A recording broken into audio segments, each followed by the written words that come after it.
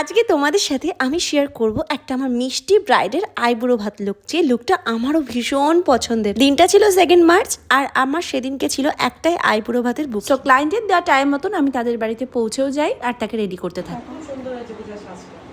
হাস একটু এখন সাজলে তো আরো সুন্দর লাগবে। মুখটা একটু হাসটাই হয়, খালি মেকআপটা হয়। সুন্দর লাগছে? একদম সুন্দর লাগছে। পূজা মানে হেভি। তোমার এই ক্যামেরা থেকে মুখে অরিজিনালি সুন্দর লাগছে। খুব ভালো লাগছে। ও এখন দেখেনি, পরে সাজাতে সাজাতেই পূজার বাড়ির লোক এইভাবে পাশ থেকে আমাকে রিভিউ দিতে থাকে। আর পূজার কিন্তু আমার কাছে নেল এক্সটেনশন সাথে আইবুড়ো ভাত সাথে বৃদ্ধির লুকের বুকিং আমার কাছে ছিল। আর গল্প করতে করতে কথা বলতে বলতে ওর সাজ কমপ্লিট হয়ে যায় 1.5 ঘন্টার মধ্যে। আর এই হচ্ছে আজকের আমার মিষ্টি ব্রাইডের আইবুড়ো ভাতের লুক। তোমরা অবশ্যই জানিও ওর এই লুকটা কেমন লাগছে। আর ওর তো পার্সোনালি ভীষণ পছন্দ হচ্ছে, সাথে আমারও পছন্দ হয়েছে, ওর বাড়ির লোকেরও ভীষণ পছন্দ হয়েছে।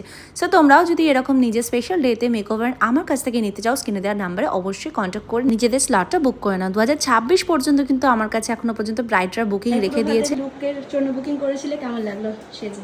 ভীষণ সুন্দর লেগেছে, আমার তো লেগেছেই, প্লাস আমার বাড়ির লোকেরও ভীষণ হ্যাঁ, সুন্দর সবাই লেগেছে। বলেই যাচ্ছিল। সবাই বলছিল যে সুন্দর হয়েছে। Thank you so much. ঠিক আছে, চলো আবার কালকে বৃদ্ধিতে দেখা হবে। কাকে দেখা হবে অবশ্যই। ক্লায়েন্টকে সাজিয়ে আমি যখন বাড়ি ফিরছিলাম তখন এই গাছটা আমার চোখে পড়ে আর শান্তিনিকেতন ফিল হচ্ছিল রিলেটেড। বাড়ি এসে দেখি আমার কিছু প্রোডাক্ট ডেলিভার হয়েছে আর সেগুলো মেকআপ প্রোডাক্ট। আর সেই প্রোডাক্টগুলোর মধ্যে সব থেকে ফেভারিট যেটা হচ্ছে সেটা হচ্ছে কার্নিভাল প্যালেট। সেটা আমার ছিল না, সেটা নিয়ে নিয়েছি, তার সাথে আরো অনেক কিছু নিয়েছিলাম।